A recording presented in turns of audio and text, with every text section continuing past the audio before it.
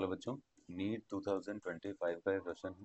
देखो उसमें क्या पूछ रहा है, कुछ प्रॉपर्टीज हमको गिवन है जिनको मैच कराना है कि उनके ऑर्डर के अकॉर्डिंग वो सही है या नहीं। फर्स्ट में डाइपोल मोमेंट दिया है, तो आप एक बार मैच करके देखो। देखो ऑक्सीजन है, डाइपोल मोमेंट चेक करने के लिए आप उनके डायरेक्ट मूवमेंट देख सकते हैं, बोन पेयर मूवमेंट और लोन पेयर मूवमेंट, राइट। तो देखो इसमें हो जाएगा लोन पेयर दो आ रहे हैं ऑक्सीजन के साथ, तो लोन पेयर का जो मूवमेंट है वो अपोजिट टू सेंट्रल एटम होता है। अब देखो इन दोनों में हाइड्रोजन एटम का मूवमेंट देखें तो वो भी ऑक्सीजन की तरफ होगा, क्योंकि इन दोनों की इलेक्ट्रोनेगेटिविटी कम है। ये आपको बस ध्यान रखना है। आगे चलते हैं, नाइट्रोजन पर एक लोन पेयर है और तीन हाइड्रोजन है, पर तीनों हाइड्रोजन का जो मूवमेंट है वो भी नाइट्रोजन की तरफ ही जाएगा, क्योंकि वो उनकी इलेक्ट्रोनेगेटिविटी कम है। ऐसे लोन पेयर की नेगेटिविटी नाइट्रोजन से नाइट्रोजन के अपोजिट जाएगी। नाइट्रोजन किसी भी पर्टिकुलर सेंट्रल एटम पर जो लोन पेयर होते हैं उसका मूवमेंट लोन सेंट्रल एटम के अपोजिट ही जाता है। ऐसे ही कार्बन देखें तो उसमें सिर्फ बॉन्ड पेयर है, और उसमें भी कार्बन सारे एटम सेम नहीं है, क्लोरीन अलग है।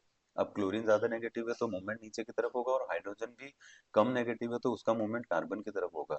तो डाइपोल मूवमेंट क्योंकि एक वेक्टर क्वांटिटी है तो वो आपस में ऐड हो सकते हैं, यानी यहाँ वाले मूवमेंट आपस में ऐड होंगे, ये भी ऐड हो जाएंगे, ये भी।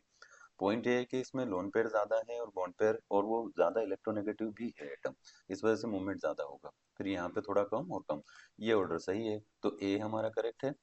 बी चेक करते हैं। जिनोन पर फोर फ्लोरीन अगर ऐड हो जाए, एक पॉइंट याद रखो, फ्लोरीन के लास्ट में 8 इलेक्ट्रॉन्स होते हैं, तो उसमें से अगर 4 इलेक्ट्रॉन शेयर कर दिए तो 4 और बचे, तो वो दोनों लोन पेयर के फॉर्म में रहेंगे। अच्छा, दूसरा क्या लिया है, ऑक्सीजन के साथ कितने ऑक्सीजन है, बोलो 3 ऑक्सीजन। तो अगर मैं टी शेप बना दूं इसका, इसको हम टी शेप बोल सकते हैं। वैसे मैंने इसको इधर बना दिया, चाहो तो लोन पेयर आप इधर भी बना सकते हो, पर पॉइंट ये है कि कितने लोन पेयर बचे। तो लोन पेयर बचेंगे कितने, एक लोन पेयर। फिर ऐसे ही अगला क्या स्ट्रक्चर है, F2। तो दो फ्लोरीन अगर आपने जोड़ दिए, तो आप यहाँ सिर्फ और सिर्फ लोन पेयर का वो लास्ट शेल याद रखो। तो जो जेनॉन है उसके लास्ट में 8 इलेक्ट्रॉन होते थे, उसमें से अगर 2 शेयर किए तो 6 रिमेनिंग है। ये ऑर्डर इनकरेक्ट है बेटा, क्यों, क्योंकि पहले में 2 लोन पेयर, दूसरे में 1 और तीसरे में 3। अब ऐसा वहां पे लिखा नहीं है। आगे चलते हैं, तो बी इनकरेक्ट है, सी देख लो। सी में क्या बोला है, ऑक्सीजन, इनका हमसे बॉन्ड लेंथ पूछा है ना, तो बॉन्ड लेंथ का ये तो इनकरेक्ट हो गया ऑर्डर, वो दिख ही रहा है। वो इसलिए कि इन दोनों का एटॉमिक साइज थोड़ा लार्ज होगा, तो इनका बॉन्ड लेंथ ज्यादा होना चाहिए था। जबकि उसने ऑक्सीजन हाइड्रोजन का सबसे ज्यादा दिया है, तो वो इनकरेक्ट है, तो वो तो ऐसे ही दिख रहा है, हटाओ उसको। डी पे आते हैं, डी में उसने बोला है कि बॉन्ड एंथैल्पी ज्यादा। तो देखो बॉन्ड एंथैल्पी चेक करने के लिए उनके बीच बॉन्ड कितने बन रहे हैं वो चेक कर लो।